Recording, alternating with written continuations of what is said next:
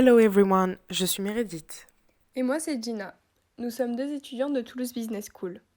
Aujourd'hui, nous sommes le vendredi 3 avril et l'ATC Equal ID sur les jeux vidéo, les dessins animés et les bandes dessinées en a profité pour enregistrer ce podcast de qualité. Nous avons pour but de dénoncer les stéréotypes de genre dans les jeux vidéo, les dessins animés et les BD.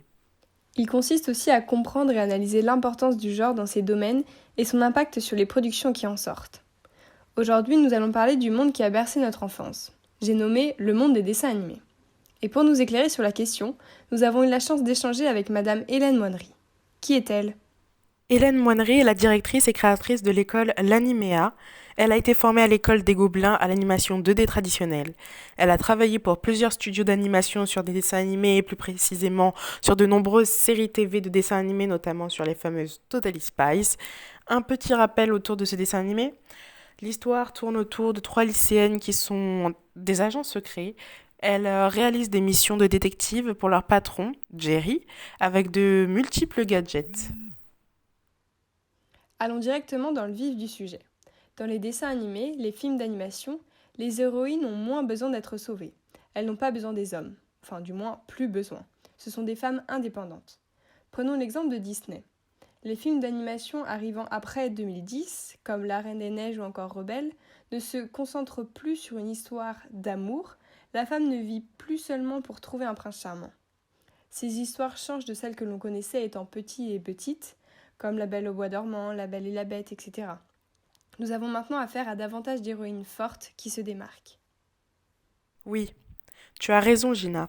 Maintenant, les histoires qui fonctionnent et attirent sont celles avec des personnages féminins badass qui vont défoncer tout le monde. Nous sommes dans une période où où les personnes changent à l'extrême. Cela va finir par s'équilibrer et trouver un juste milieu, je suppose. Madame Moinery nous indique que cette situation, cet élan de féminisme dans les films d'animation va de pair avec les mouvements de la société comme le hashtag MeToo lancé en 2017.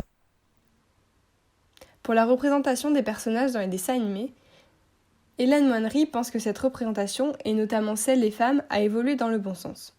Même les héroïnes de Disney sont plus volontaires, elles ne sont plus juste des princesses.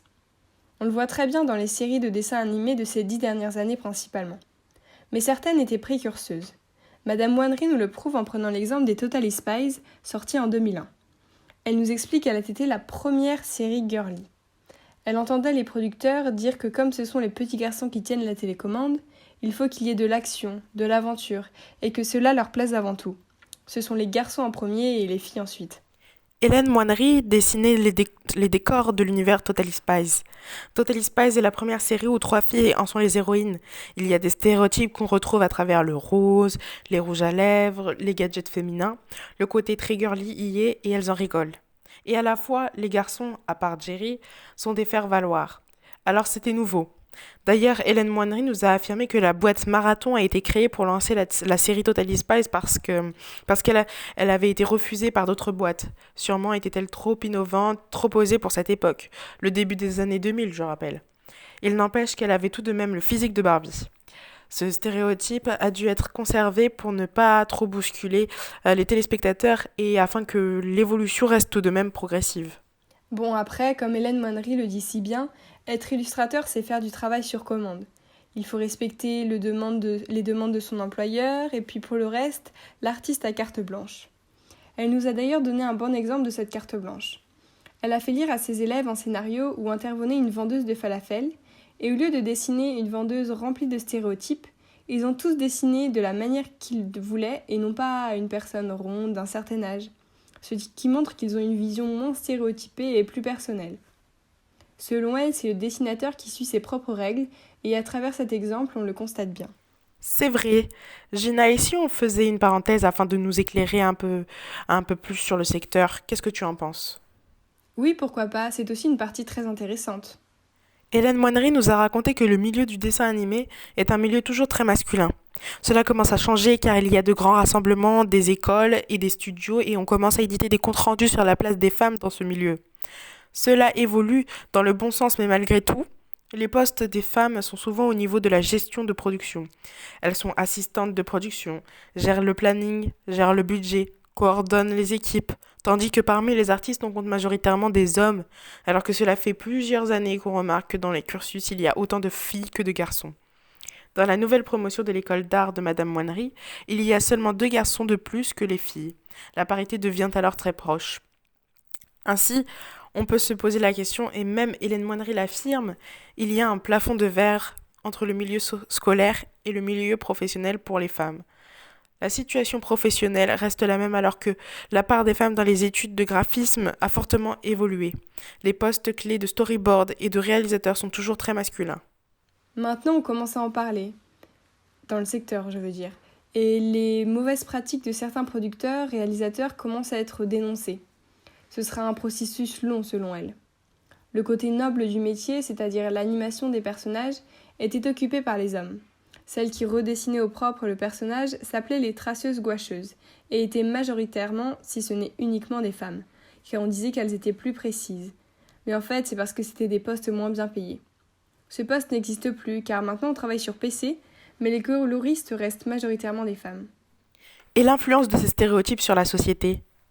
Selon Madame Lefeyer, l'illustratrice dont nous avons parlé dans notre précédent podcast, les stéréotypes dans les illustrations restent légèrement présents, mais on constate tout de même une belle évolution.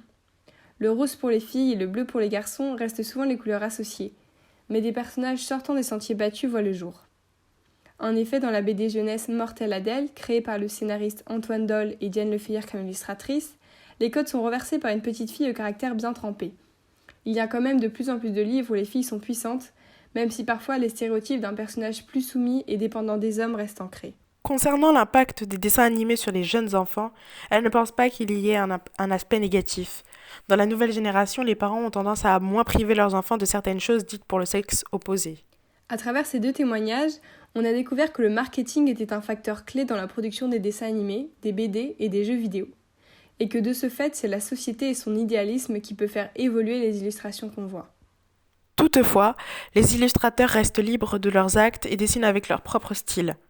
De même, dans ces secteurs, on remarque une nette amélioration de la part de femmes dans les études et dans le milieu professionnel, mais un plafond de verre reste fermement ancré dans le tableau. Enfin, il est fortement encourageant de constater que pour nos illustratrices, l'impact des dessins sur les enfants est moindre.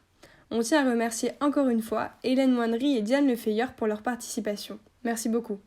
Merci beaucoup. Quant à vous, chers élèves de TBS, on espère que ce podcast vous aura plu et qu'il vous aura éclairé sur la problématique de la représentation des femmes dans les dessins animés. Nous espérons que vous serez maintenant des téléspectateurs attentifs et pourquoi pas de futurs activistes dans cette lutte contre les stéréotypes. En attendant, on espère vous retrouver bientôt et jusque-là, prenez soin de vous. Ciao!